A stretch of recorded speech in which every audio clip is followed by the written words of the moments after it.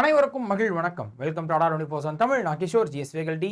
Railways group D உடைய புது notification வரப்போகுது. ஸோ ஜனவரி 21லேருந்து அப்ளிகேஷனே ஓப்பன் ஆகுது போகுதுன்ற ஷார்ட் நோட்டீஸ் கொடுத்துருந்தாங்க. அது ஒரு 22,000 வேகன்சிஸ் அப்படின்னு அப்ராக்சிமேட்டாக கொடுத்துருந்தாங்க. யூஸ்வலாகவே ஷார்ட் நோட்டீஸில் வர்ற அதே வேகன்சி கிட்ட தான் ஃபுல் நோட்டீஸ்லையும் வர்ற மாதிரி இருக்குது. ஸோ இந்த 22,000 வேகன்சிஸ்ன்றது இந்த தடவை கொடுத்துருக்கக்கூடிய காலிப்படையங்கள் அதிகமாக கம்மியாக போன வருஷங்கள்லாம் எவ்வளோ இருந்துச்சு அப்படின்னு செக் பண்ணி பார்க்கலாம். ஸோ அதுக்கு முன்னாடி நம்ம சேனலை சப்ஸ்கிரைப் பண்ணாதவங்க சப்ஸ்கிரைப் பண்ணிக்கோங்க. இதே மாதிரியான இன்ஃபர்மேஷன்ஸ் அண்ட் வீடியோஸ் யூஸ்ஃபுல்லாக இருக்கக்கூடியது உங்களுக்கு கண்டிப்பாக வந்து சேரும். அண்ட் குரூப் டிக்கான புது பேட்ச் சோழன் எக்ஸ்பிரஸ் 2.1 நம்ம லான்ச் பண்ணிக்கிறோம். சப்போஸ் இந்த வருஷம் இப்போ வரக்கூடிய நோட்டிஃபிகேஷனுக்கு நீங்கள் படிக்கணும்னு ஆசைப்பட்டீங்கன்னா நல்ல டைம் இருக்குது. ஏன்னா இந்த எக்ஸாம் கண்டிப்பாக அக்டோபர் மாதத்துக்கும் கொஞ்சம் மேலே தான் இருக்கும்னு நம்ம எதிர்பார்க்கப்படுது. இப்போ படிக்க ஸ்டார்ட் பண்ணிங்கனாலே சூப்பராக படிக்க ஆரம்பிக்கலாம். ஸோ தமிழ்லையும் அட்டன் பண்ண முடியும். 10th குவாலிஃபிகேஷனால நிறைய பேரோட எலிஜிபிளாக இருப்போம். ஸோ நீங்கள் படிக்கணும்னு ஆசைப்பட்டீங்க, ஒரு ஆர்கனைஸ்டாக கிளாஸஸ் வேணும் அப்படின்னு நினச்சிங்கன்னா இந்த கோர்ஸ் உங்களுக்கு கண்டிப்பாக யூஸ்ஃபுல்லாக இருக்கும். பொங்கல் அப்போ இந்த கோர்ஸை நம்ம ஸ்டார்ட் பண்ண போகிறோம். இல்லை சார், நான் மல்டிபிள் எக்ஸாம்ஸ் படிக்கிறேன், ஸோ இந்த மாதிரி நான் ரயில்வேஸும் படிக்கிறேன், எஸ்எஸ்சியும் படிக்கிறேன், இப்போ டிஎன்பிசி கேலண்டர் வேறு வந்திருக்குது, அதுவும் நான் படிக்கணும்னு ஆசைப்பட்றேன், எனக்கு ஒரே கோர்ஸ் ஜாயின் பண்ணால் எல்லா கோர்ஸையும் பார்க்க முடியுமான்னு கேட்டிங்கன்னா அதுக்கான கோர்ஸ் தான் Tamil Nadu mega pack. So all கோர்ஸஸை ஆக்சஸ் பண்ண முடியும். ஸோ ஒரு சின்ன சஜஷன், இதை நீங்கள் ஜாயின் பண்ணிக்கிட்டீங்கனாலும் மல்டிபிள் எக்ஸாம்ஸ் படிக்கிறவங்களுக்கு பெட்டராக இருக்கும். அண்ட் இந்த மாதிரியான கோர்ஸஸை நீங்கள் ஆஃபர் அப்போ ஜாயின் பண்ணிக்கிறது தான் ரொம்ப பெட்டர். அந்த ஆஃபர் இப்போ நமக்கு நியூ இயர் ஆஃபரில் இருக்குது. ஸோ இந்த நியூ இயர்க்காக எந்த கோர்ஸை ஜாயின் பண்ணிங்கனாலும் டபுள் வேலிடிட்டி, 2 வருஷத்துக்கு வேலிடிட்டி இருக்கும். இந்த 2 வருஷம் வேலிடிட்டியோட இந்த மெகா பேக்லாம் ஜாயின் பண்ணிக்கிட்டீங்கன்னா 2 வருஷத்துக்கு நாங்கள் புதுசாக ஏதாவது ஒரு பேட்ச் ஸ்டார்ட் பண்ணால் கூட அடுத்து என்டிபிசியோ, ஜேஇஓ, ரயில்வேஸ்லையோ, டிஎன்பிசிலையோ, டிஎன்யூஎஸ்ஆர்பி எந்த பேட்சை நாங்கள் உருவாக்கினாலுமே அந்த பேட்சையும் நீங்கள் ஆக்சஸ் பண்ண முடியும் 2 வருஷத்துக்கு, 2028 ஸ்டார்டிங் வரைக்குமே. ஸோ செக் பண்ணி பாருங்கள், யூஸ்ஃபுல்லாக இருக்கும்னு நினைக்கிறேன். இதை தாண்டி 27% ஆஃபரோட ஜாயின் பண்ணிக்கலாம். இதையும் தாண்டி இந்த தடவை ஜாயின் பண்ணிக்கிறவங்களுக்கு 10,000 MCQs இருக்கக்கூடிய ஒரு பிடிஎஃப் ஃப்ரீயாக அட்டாச் பண்ணுவாங்க. ஸோ இது எல்லா பெனிஃபிட்டுக்குமே Y890 அந்த கோடை யூஸ் பண்ணிங்கன்னா மேக்ஸிமம் பெனிஃபிட்ஸ் இருக்கும். செக் பண்ணி பாருங்கள். இந்த மாதிரி 27% எல்லாத்தோடையுமே நீங்கள் ஜாயின் பண்ணிக்கலாம். இந்த இன்ஃபர்மேஷனை சொல்லிடுறேன். இப்போ நம்ம கண்டென்ட்டுக்கு வந்துடுவோம். ஸோ இப்போ வேகன்சிஸோட ஒரு சின்ன அனாலிசிஸ் பார்த்தோம் அப்படின்னா, ஸோ இப்போ 2018 வந்த group D notification CN number 2/2018 அப்படின்னு வச்சுக்கோங்களேன். இந்த நோட்டிஃபிகேஷனில் எவ்வளோ வேகன்சிஸ் கொடுத்துருந்தாங்கன்னா அப்ராக்சிமேட்டாக 63,000 கிட்ட கொடுத்துருந்தாங்க, 63 கிட்ட கொடுத்துருந்தாங்க, 62,900 அப்படின்னு கொடுத்துருந்தாங்க. ஆனால் அதுக்கு அடுத்து 2019 அது இன்னும் அதிகம். ஸோ இதுதான் பெரிய ஒரு ஜாக்பாட் மாதிரி இருந்துச்சு நம்ம சொல்லலாம். 2019 கிட்டத்தட்ட 1 லட்சம் வேகன்சிஸ் கொடுத்துருந்தாங்க குரூப் டிக்கு மட்டுமே. 1,03,000 வேகன்சிஸ் அப்படின்றது காலிப்படைங்கிறது ரொம்பவே ஹை தான். ஸோ ரொம்ப பெரிய நல்ல விஷயம் அப்படின்னு நம்ம சொல்லலாம். ஏன்னா அந்த டைமில் நமக்கு ரயில்வேஸை ரேப்பிடாக எக்ஸ்பேண்ட் பண்ண போகிறோம் அப்படின்ற ஒரு விஷயத்த சொல்லியிருந்தாங்க. அதுக்கான வேலைகளில் இது நடந்துச்சு. ஆனால் அந்த எக்ஸாமே நமக்கு 2022, 2023 அப்போ தான் நடந்துச்சுன்னு சொல்லலாம். 2019 நோட்டிஃபிகேஷன் வந்துச்சு. அதுக்கடுத்து கொரோனா வந்ததுனால, கோவிட் டைம்ன்றதுனால ரொம்ப டிலே ஆகி 2022 கிட்ட தான் அந்த எக்ஸாமே நடந்துச்சு. அதோடைய ப்ராசஸ்லாம் முடிஞ்சு அதுக்கு அடுத்த ஒரு நோட்டிஃபிகேஷன், புது நோட்டிஃபிகேஷன் 2024, அதாவது போன வருஷம் வந்துச்சு. ஸோ ஒரு பெரிய எதிர்பார்ப்பு. ஏன்னா ரயில்வே மினிஸ்டரும் சரி அண்ட் அதர் அஃபிஷியல்ஸும் சரி, நம்ம ரயில்வேஸில் கிட்டத்தட்ட 2 லட்சம் 2.5 லட்சம் வேகன்சிஸ் இருக்குது, அதாவது வேலை வாய்ப்புகள் இருக்குது, அது எல்லாத்தையுமே ஃபில் பண்ண போகிறோம் அப்படின்னு பேட்டிலாம் கொடுத்துருந்தாங்க. நோட்டீஸ் வர்றதுக்குலாம் முன்னாடி, நோட்டிஃபிகேஷன் வர்றதுக்கு முன்னாடி பேட்டிலாம் கொடுத்துருந்தாங்க. ஒரு பெரிய எதிர்பார்ப்பு இருந்துச்சு அப்படின்னு நம்ம சொல்லலாம்.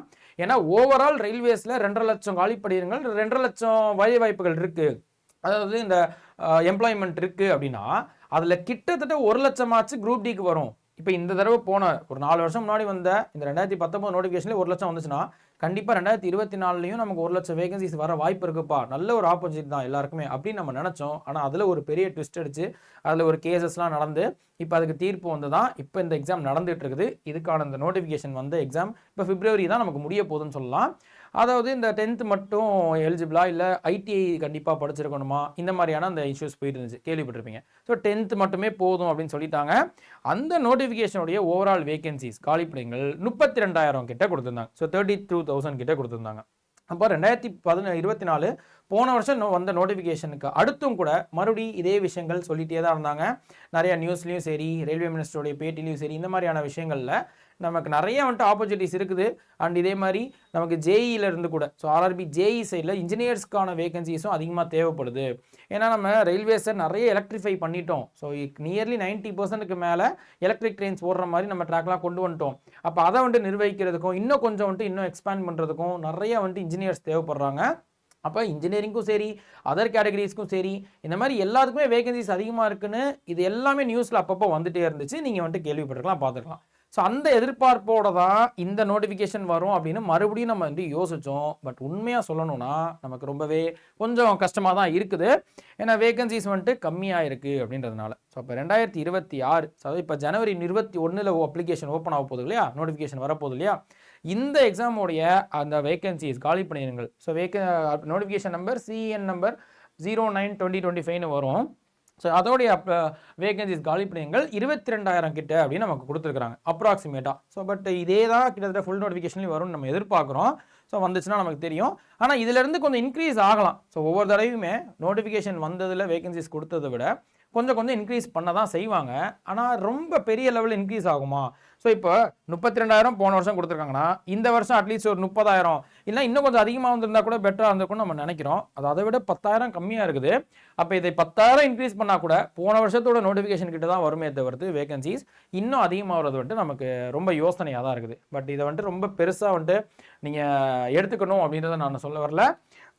எப்படியா இருந்தாலும் இந்த சீட்ஸ் வந்துட்டு ஃபில் ஆக போகிறது தான். ஸோ நம்ம வந்துட்டு போட வேண்டிய எஃபர்ட்ஸ், ஸோ இப்போ ட்ரஸ்ட் த ப்ராசஸ் அப்படின்னு சொல்லுவாங்க இல்லையா, அது மாதிரி முடிஞ்ச அளவு நம்ம எஃபர்ட்ஸ் போட்டு நல்லபடியாக படிச்சுட்டே போவோம். வேகன்சிஸ் இன்க்ரீஸ் பண்ணாங்கன்னா கண்டிப்பாக நிறைய வேகன்சிஸ் இருந்தால் நமக்கு ஆப்பர்ச்சுனிட்டி தான், அதில் எந்த ஒரு மாற்று கருத்தும் இல்லை. நிறைய வேகன்சிஸ் காலி பணிகள் இருந்துச்சுன்னா நிறைய பேருக்கு சான்சஸ் வந்துட்டு கிடைக்கிறது அதிகமாகுது. இப்போ கம்மியாக இருக்கிறதுனால ஒரு சின்ன மன வருத்தம் இருக்க தான் செய்யுது, அது உண்மை தான். ஆனால் இதை நம்ம ரொம்ப யோசிக்க வேணாம், நம்ம எஃபர்ட்ஸை போட்டுட்டு நம்ம பாட்டுக்கு உள்ளே போகலாம் அப்படின்னு சொல்லலாம். ஸோ இப்போ அதே அந்த வேகன்சிஸை வந்துட்டு நம்ம சென்னை ஜோன் சதர்ன் ரயில்வே எஸ்ஆருக்கு வந்துட்டு நீங்கள் வந்துட்டு எடுத்து பார்த்தீங்கன்னா, ஸோ 2018 டோட்டல் வேகன்சி 62,000 கிட்ட இருந்துச்சா, அதில் வந்துட்டு சென்னை ஜோனுக்கு ஒரு 3,000 கிட்ட இருந்துச்சு. 19 1,00,000 இருந்தப்ப நமக்கு 9,500. ஸோ அப்படியே தான் இங்கே எவ்வளோ டோட்டல் வேகன்சிஸ் இருக்கோ அதுக்கு ஏற்ற மாதிரி தான் கொஞ்சம் வந்துட்டு இங்கே மாறுதுன்னு சொல்லலாம். பட் ஆனால் 2024-25 நமக்கு சதர்ன் ரயில்வே சென்னை ஜோனுக்கு வந்துட்டு ஒரு பெரிய நல்ல விஷயமா இருக்குன்னு சொல்லலாம். ஓவராலாக வேகன்சியே நமக்கு 32,000 தான்.